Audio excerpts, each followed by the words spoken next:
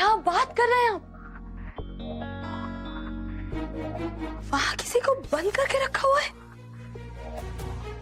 मतलब कोई हम जैसा जीता जागता सांस लेता हुआ इंसान वहां बंद है? कौन है और किसने बंद किया उसे? क्यों बंद किया? कोई सवाल क्यों नहीं करता? क्योंकि ये हमारा काम नहीं है। दुनिया में हर काम के पीछे कोई ना कोई वजह जरूर होती है। अगर उस कमरे में कोई बंद है तो उसकी भी कोई वजह होगी, और हर वजह जानना जरूरी नहीं है। पर फिर भी जो भी हो, उससे कोई फर्क पड़ता है क्या? उससे मेरा फिगर और अच्छा हो जाएगा? तुम मेरे जैसे छुई मुई हो जाओगी क्या? मोहतरमा डफर, ये सब जानना छोड़ो और अपना काम करो चुपचाप। प्लीज मेरी बात सुनिए, प्लीज एक बार मुझे बता दीजिए वहाँ कौन है, फिर मैं आपसे कभी कोई सवाल नहीं करूंगी। बता दीजिए ना। वहाँ पे ना नहीं, मैं नहीं बता सकती। मैं किसी को नहीं बता।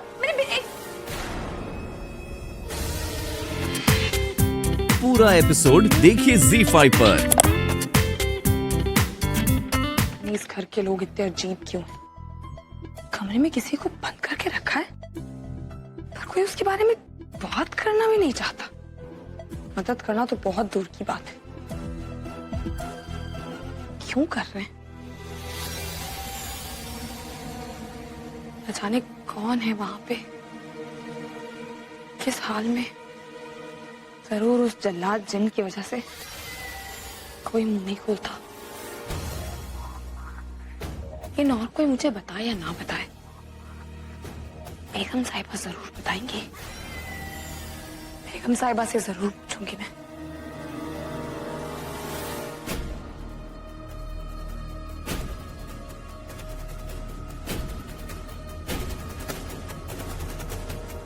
बेगम साहिबा, बेगम साहिबा, हमने मसरूद को बुलाया है।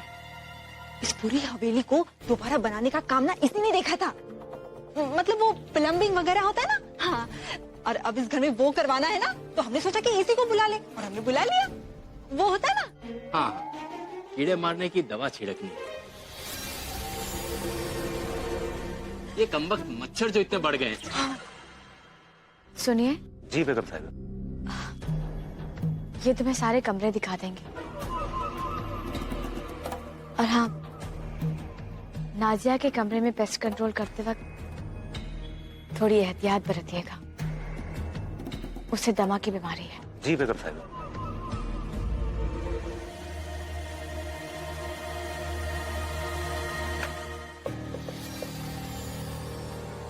सना, जी बेगम साहिबा। चाय हमारे कमरे में लेकर आओ। जी।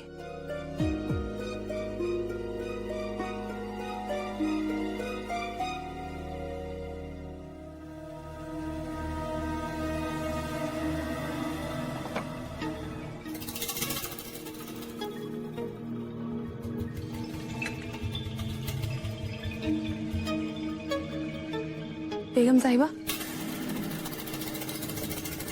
शुक्रिया सना। बेगम साहिबा,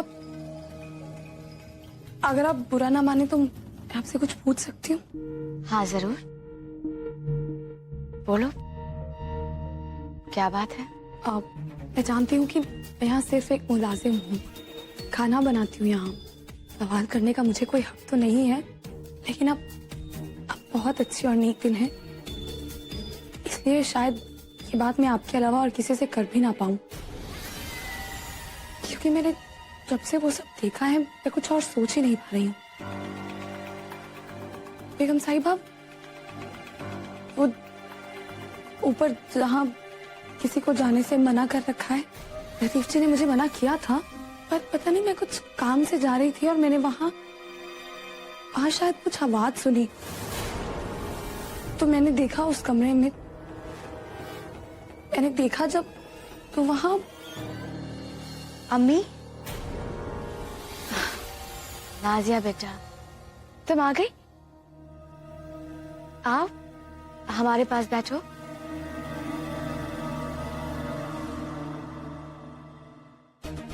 नाजिया बेटा, साजिया नहीं आई? जी वो जानती हो, हमारा बहुत दिनों से मन कर रहा है कि हम अपनी बेटियों के साथ बैठकर कुछ बातें करें। देखो ना, अजहर के निकाह की तैयारियों में इतना हम जुट गए कि हमें फुर्सत ही नहीं मिली कि हम तुम दोनों के साथ बैठकर कुछ बात कर सके। सना जी हमें नाजिया के साथ कुछ बातें करनी है। तुमसे हम बाद में बात करेंगे, अभी तुम जाओ।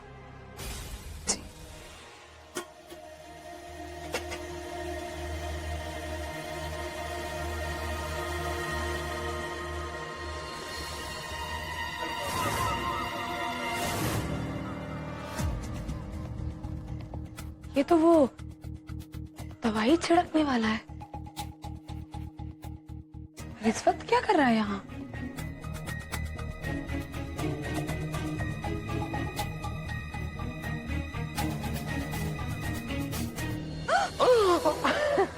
अरे तुम तो चौंक गई। मैं हूँ तुम्हारी छुई मुई। सुनो ना, वो जो दवाई छिड़कने वाला मसूद, हाँ उसको मैंने अभी अभी यहाँ देखा। इस वक्त? ओह, फिर तो जरूर वो भी मेरा दीवाना हो गया होगा मुआ। मैं तो हुई छुई मुई। पर वो यहाँ खड़े होकर ऐसे घर की तरफ देख रहा था। अच्छा, मुझे बहुत अजीब लग रहा था। इस वक्त वो यहाँ क्यों आया होगा? मुझे लगता है हमें चल के देखना चाहिए। अरे सनम,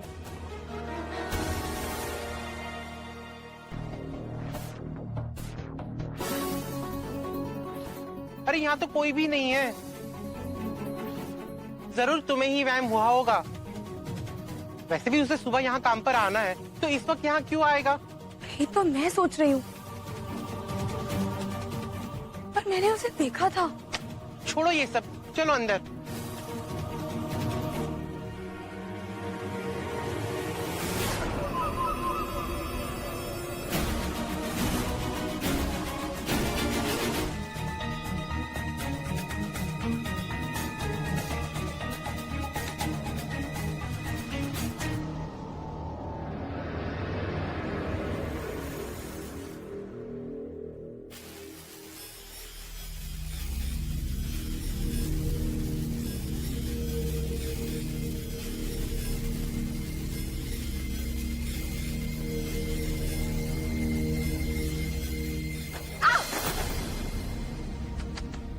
हाय अल्लाह, ये क्या तमीज है? ऐसे बीच में बैग रखा हुआ है। कोई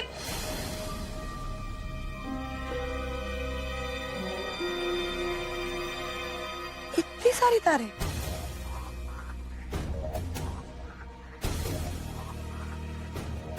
ये कुछ नहीं, ये बिजली के तारे, पता नहीं यहाँ किसने रख दिया। मैं देखता हूँ। हाँ लेकिन अच्छे से रखवाइए, कोई गिर जाता अभी। जी मैं बोल दूंगा, आगे से ऐसा नहीं।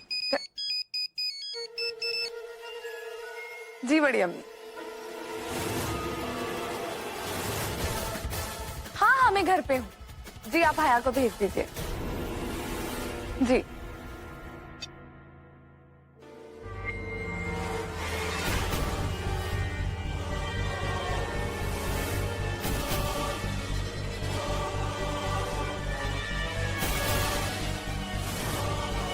So good to hear from you यार। मॉम डैड कैसे? यार बड़ा नाराज हो तुझसे। 2 दिन हो गए और तू अब फोन कर रहा है मुझे। तो नहीं, मैं forget it। एक बात बता, कब मिल रहे हैं? अरे तू जगह तो बता, बंदा हाजिर होगा।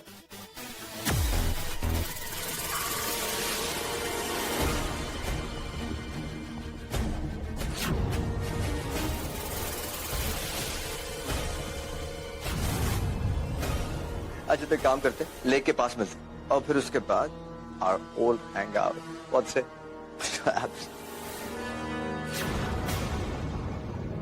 एक सेकंड होल्ड करना। क्या कर क्या रहे हो तुम? इतनी देर हो गई है, कम ऑन। सर ये लैंप चेक कर रहा हूँ सर, बंद हो गया। यहाँ पर सब कुछ ठीक है? किचन में चेक करो। सर इसे चेक कर लेता हूँ, फिर वहाँ भी देख लेता हूँ सर। Good for nothing. अरे नहीं, घर पे काम चल रहा है। वो पता नहीं मसूद अभी किन इडियट्स को भेजे हैं। अरे फ्यूमिगेशन के नाम पर सारे वायर्स उलट पुलट कर दिए उसने। जल्दी करो, हरी आप। जी सर। अच्छा ये बता, हॉलिडे पे कितने दिन तक है? अरे of course I pick you up यार, तू भी कैसी बात कर रहा है?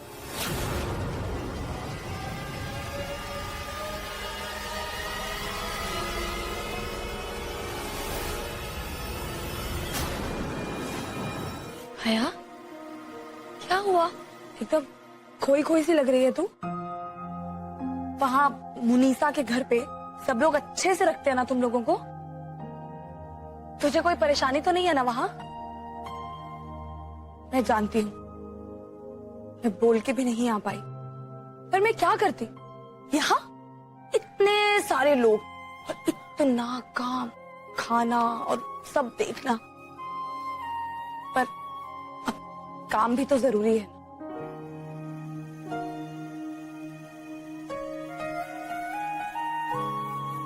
मुझे मिस करती है, याद करती है मुझे। मैं भी तुझे बहुत याद करती हूँ और बड़ी अम्मी को भी। अच्छा चल, मैं तुझे अपना कमरा दिखाती हूँ। हाँ आजा।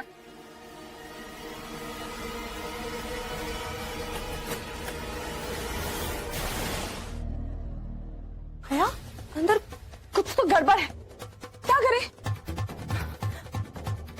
हाँ, पुलिस को फोन नहीं कर सकती, मेरे पास फोन ही नहीं है।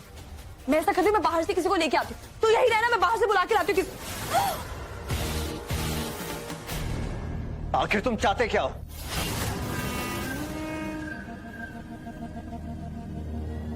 हम अपना हक चाहते हैं। इस मुल्क की बहरी हुकूमत को हमारी आवाज सुनाई नहीं पड़ती, लेकिन हमारे किए हुए धमाके तो सुनाई पड़ते हैं ना।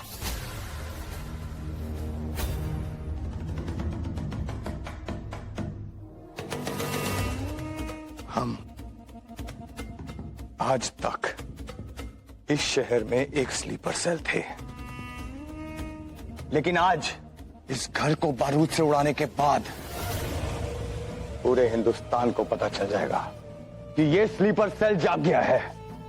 तो मेरे जीते जी ऐसा हरगिज नहीं होगा।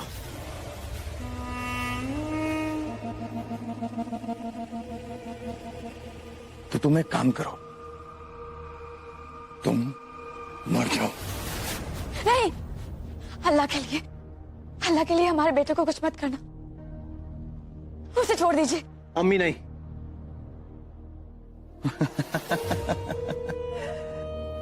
क्या मोहब्बत है। बेटा मुल्क के लिए जान देना चाहता है, अम्मी बेटे के लिए जान देना चाहती है।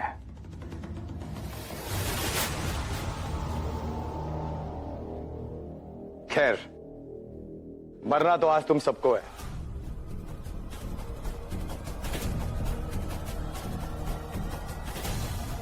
सवाल यह है कि पहले मरेगा कौन?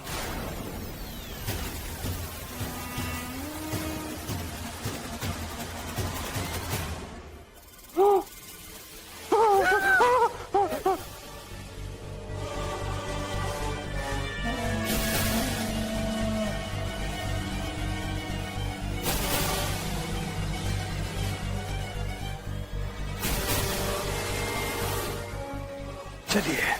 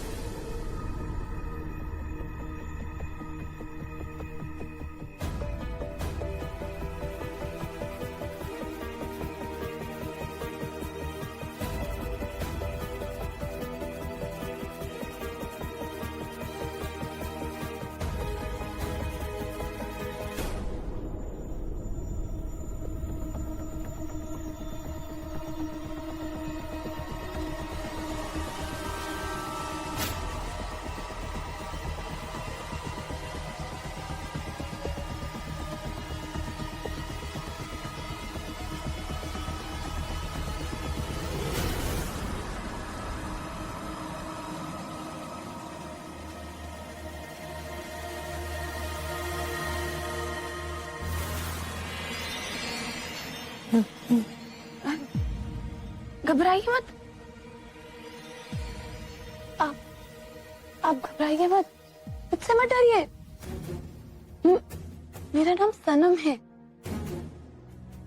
मैं आप ही के घर में काम करती हूँ। हाँ, यहाँ इस घर में खाना बनाती हूँ मैं। घबराइए मत आप।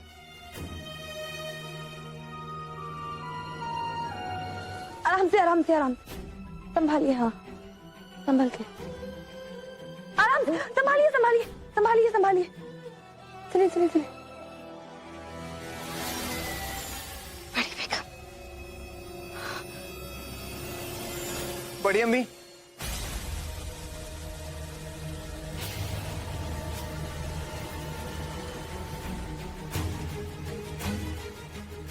बड़ी अम्मी, बड़ी अम्मी आप ठीक तो है? बड़ी अम्मी,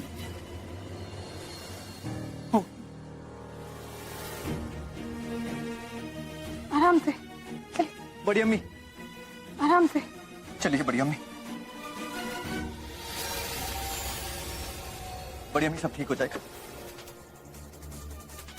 अम्मी,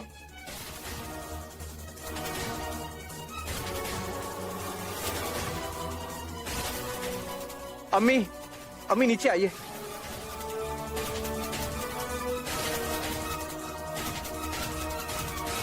जिस देश में तुम जैसी बहादुर लड़कियां हो और तेरे जैसे जांबाज इंसान हो, उस देश को कोई नहीं तोड़ सकता। पर ये स्लीपर सेल्स होता क्या है? सर में स्लीपर सेल्स बहुत ही खतरनाक टेररिस्ट होते हैं। ये हम जैसे आम इंसान की जिंदगी के अंदर घुल मिल जाते हैं और हमें पता तक नहीं चलता। ये कोई भी हो सकता है, ये पोस्टमैन हो सकता है, ये नौकर हो सकते हैं, पड़ोसी हो सकते हैं, कोई भी हो सकता है। इनका काम होता है देश के अंदर विस्फोट करना, बॉम्ब ब्लास्ट करना, कुछ ना कुछ हमेशा कोई ना कोई प्रॉब्लम क्रिएट करना। और इन्हीं लोगों को पकड़ने के लिए सरकार हम जैसी DIA एजेंसी बनाती है, डिफेंस इंटेलिजेंस एजेंसी। व्हाट? तो सीक्रेट एजेंट है? मुझे तो पता ही नहीं था। ये बात तो मेरे परिवार वालों को भी नहीं पता, और ये बात हमें छुपानी पड़ती है क्योंकि हम नहीं चाहते कि उनकी जिंदगी खतरे में हो। लेकिन तू तो हॉलिडे पर था।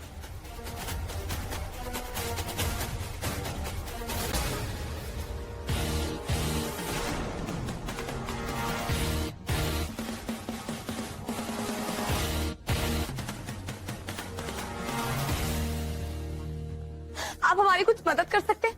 हमारे घर में न जाने बहुत सारे लोग हैं और वो मुझे कुछ ठीक नहीं लग रहे हैं। वो नुकसान पहुंचा सकते हैं घर को। हमारे घर के सब लोग अंदर हैं, कुछ भी हो सकता है। खुदा के लिए हमारी मदद कीजिए। जी बिल्कुल बिल्कुल। मेरा नाम है captain Virat Bakshi, DI Indian army.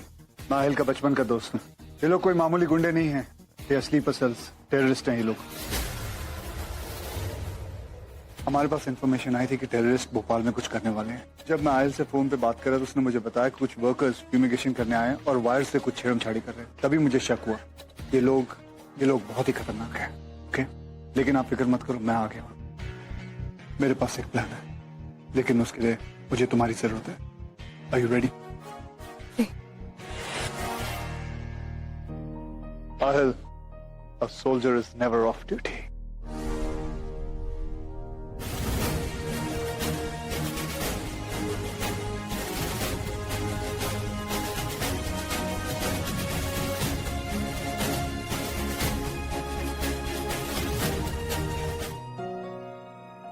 अरे बस बस, बहुत हो गया, अब चलो यहाँ से। नहीं, मुझे नहीं लगता हमें इन्हें छोड़ के जाना चाहिए। इनकी हालत बहुत ही खराब है। हालत मेरी खराब होने वाली है।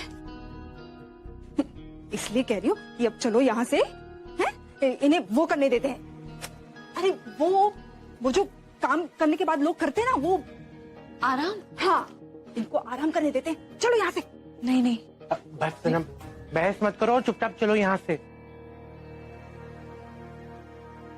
लेकिन आप खुद देखिए। मुई कमबख्त मारी, तुझे घर के और काम करने हैं या नहीं? हाँ, बहुत भूख लग रही है मुझे। चल जल्दी से चल के कुछ खाने के लिए ला। चल चल चल, उठ, चल चलो सनम। एक मिनट।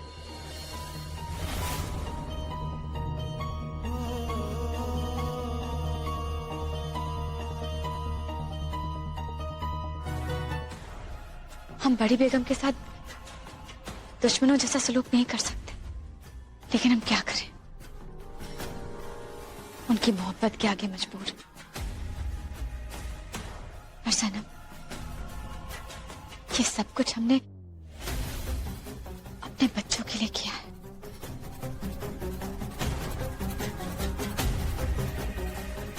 हम नहीं चाहते कि बड़ी बेगम खुद को या हमारे बच्चों को कोई नुकसान पहुंचाए।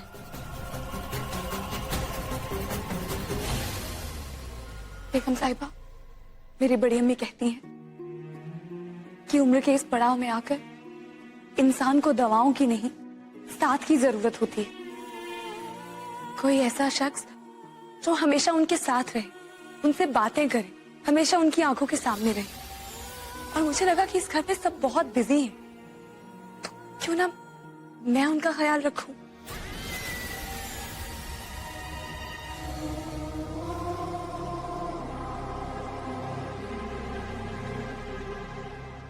बार बार खटखटाने से तो किस्मत के भी दरवाजे खुल जाते हैं।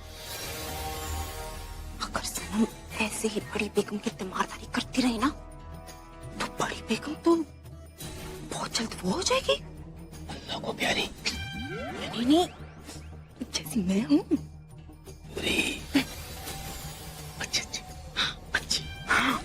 अच्छी हो जाएगी। बेगम साहिबा, आप तो कहते थे कि बड़ी बेगम कभी ठीक नहीं होनी चाहिए, फिर आपने सनम को उनकी जिम्मेदारी कैसे दे दी?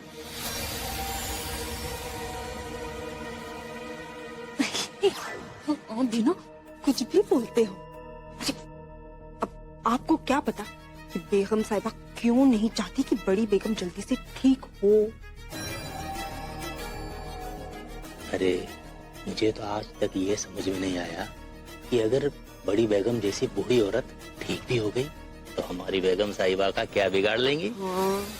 मैंने इस बारे में बहुत सोचा। तुमने कभी बिना पंख के चिड़िया को उड़ते हुए देखा है? कैसी बातें कर रहे हैं आप?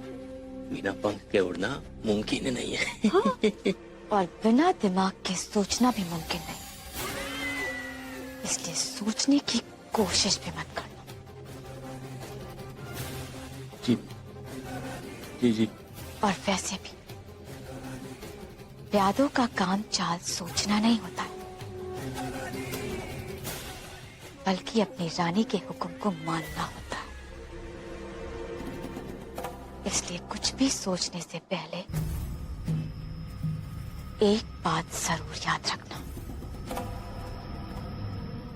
कि हम जो कुछ भी करते हैं अपने बच्चों की और इस घर की भलाई के लिए करते हैं, है ना? जी जी, बिल्कुल बिल्कुल बिल्कुल। बिल्कुल। तो जैसा हम कहते जा रहे हैं वैसा करते जाओ।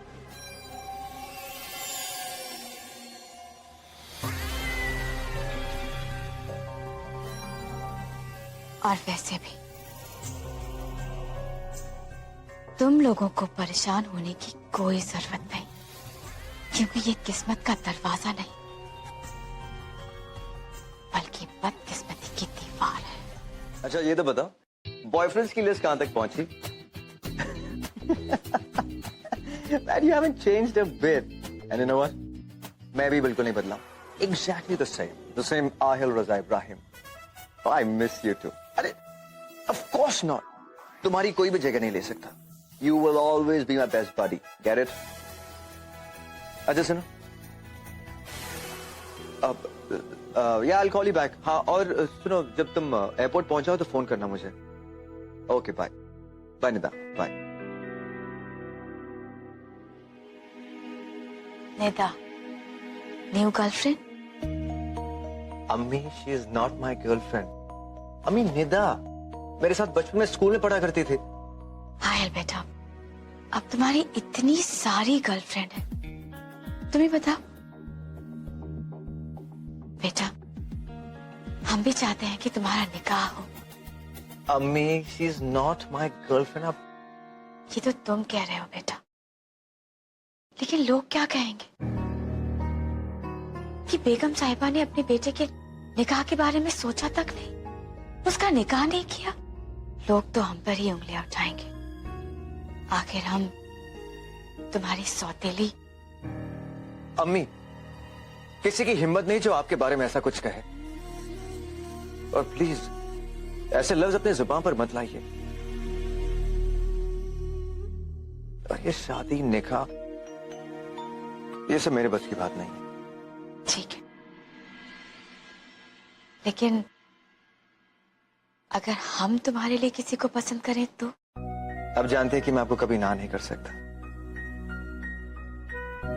लेकिन मैं ये भी जानता हूं कि आप मुझे कोई ऐसी चीज का फोर्स नहीं करेंगे जो मैं नहीं करना चाहता हूं। खैर छोड़ो ये सब। देखो, अजहर के निकाह में अब कुछ ही दिन रह गए हैं, तो प्लीज हम बस तुमसे इतना ही चाहते हैं कि तुम सारे फंक्शन अटेंड करना, ठीक है? और आज रात दावते सौगात है, प्लीज वक्त पर तैयार हो जाना। ठीक है अम्मी, कोशिश करूंगा।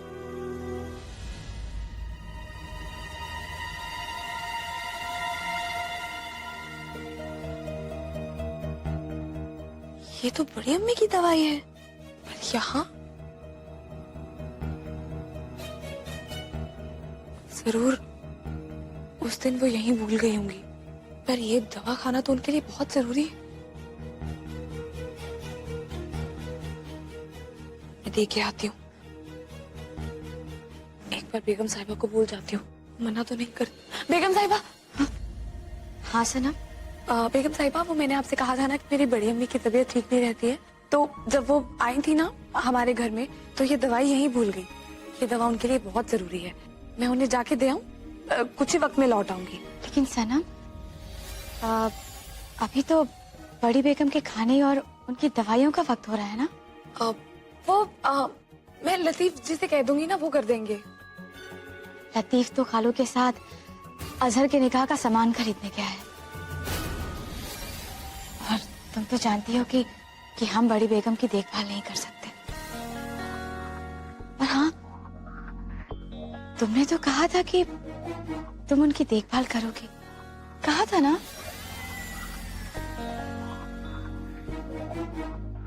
कोई बात नहीं, अगर तुम जाना ही चाहती हो तो जाओ, लेकिन हाँ जल्दी आ जाना। नहीं बेगम साहिबा,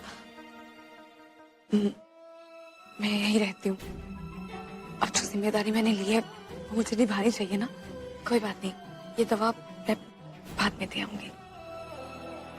सनम जी, वो दवा हमें दे दो, हम जाकर तुम्हारी बड़ी अम्मी को दे देंगे। कैसी बातें कर रही हैं आप बेगम साहिबा? कोई बात नहीं, मैं दे आऊंगी उन्हें, मैं खुद चली जाऊंगी। देखो सनम, हम बड़ी बेगम की देखभाल तो नहीं कर सकते, लेकिन कम से कम तुम्हारी बड़ी अम्मी की दवा तो पहुंचा ही सकते हैं ना। लाओ, हमें दे दो ये दवा। ये लीजिए, मैं बड़ी बेगम के पास होकर आती हूँ। शुक्रिया बेगम साहिबा।